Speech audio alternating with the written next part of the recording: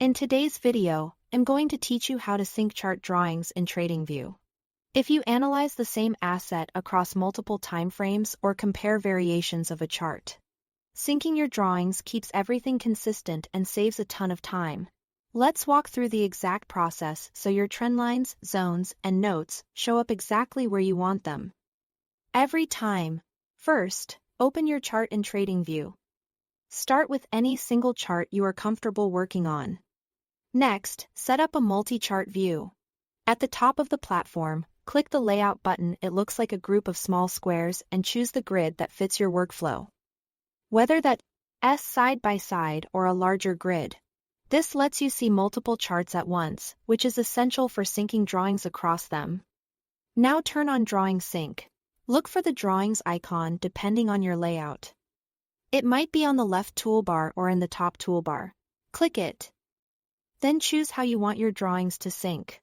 If you select New Drawings will sync in Layout, indicated by a link icon. Anything you draw will automatically appear across the charts in your current grid. If you choose New Drawings will sync globally. Shown with a globe icon. Your new drawings will carry over across layouts and applicable charts throughout your workspace. Pick the option that matches how broadly you want your drawings to mirror. Before you start drawing, make sure each chart in your layout is showing the same asset. If one panel is set to a different symbol or market, your drawings won't appear there. Double-check the ticker on each chart, so the sync can do its job and everything aligns properly. If you already have drawings on a chart and want to sync those after the fact, use the object tree. Open it from the right sidebar to see a list of all your drawings and annotations. Select the items you want to mirror. This can be a single line, a group of zones, or your entire set. Then right-click and choose Sync to Layout. This pushes those existing elements to the other charts in your current grid without having to redraw them.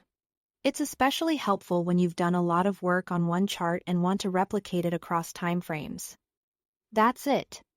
Thanks for watching.